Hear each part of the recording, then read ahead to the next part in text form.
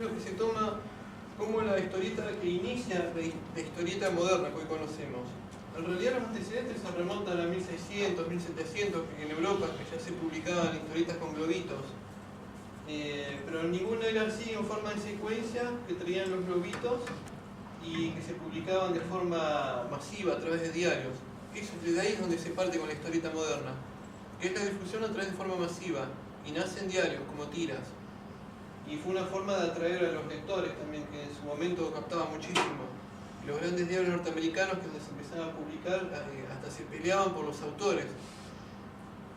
Eran otras épocas, hoy pasa lo contrario. Vamos a contar todo eso.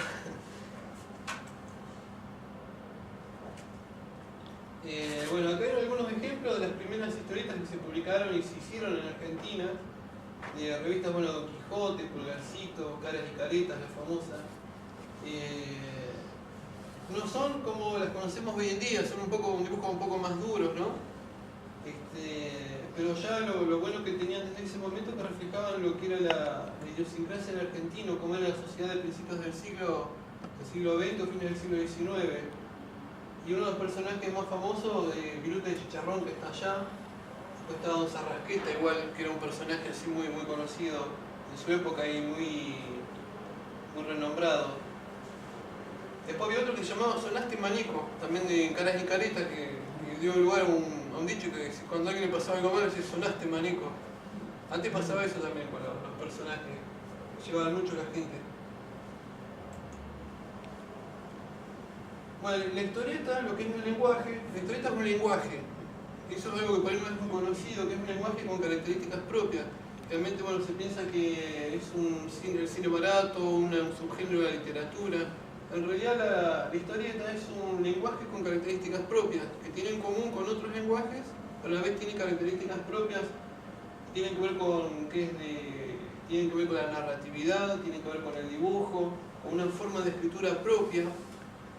Por ahí un ejemplo que se nota mucho cuando alguien un escritor, ¿no? Por ahí quiere escribir un guión de historietas y se nota cuando no es guionista de historietas porque en general tratan de describir mucho. Escriben textos muy largos. En general, la historieta tiene que complementarse texto y dibujo. Y si se fijan, los globitos donde llevan los textos no tienen mucho texto. En general es un complemento. Por ahí el dibujo ni siquiera describe lo que está diciendo el texto. Cada uno tiene que contar por su cuenta también. Y acá, bueno, lo que estamos viendo lo de los géneros. La historieta tiene géneros, no es un género, tiene géneros dentro de sí misma. Como está el policial, gauchesco, ciencia ficción. Bueno, todo eso que están descritos ahí, ¿no? Y también otra cosa, por ahí en general se tiende a pensar que historietas es nada más que el humor gráfico, uno siempre lo asocia con las tiras humorísticas en los diarios, ¿no? En realidad está separado, historieta es historieta seria o de aventuras, que serían los ejemplos de estas páginas, los que están arriba, menos aquel que es el Loco Chávez, el que salía en Clarín. En el humor gráfico generalmente es la viñeta, que eso bueno, ya lo vamos a ver un poquito más adelante, y las tiras. Y las dos tuvieron desarrollos distintos. El humor gráfico y las tiras nacieron en revistas de interés general y para diarios. Y después la historieta a partir de la década del 20 tuvo su propio desarrollo en revistas propias, que eran específicas de la historieta, ¿no? Bueno, eso todavía existe hoy en día.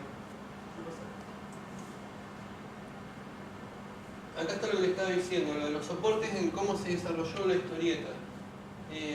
Se desarrolló, pues está cortado, bueno, en tiras en diarios, en las revistas antológicas. Ejemplo de revistas antológicas serían las que conocíamos antes, ¿se acuerdan? Fantasía, Antonio, D'Artagnan, que eran muy conocidas. Antológica, ¿qué quiere decir? En un mismo número, por ahí de 100 páginas, traía 10 historietas de 10 autores distintos.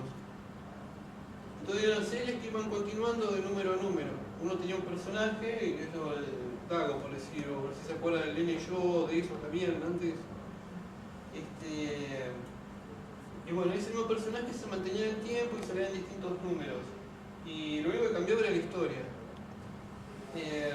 Bueno, después están los álbumes.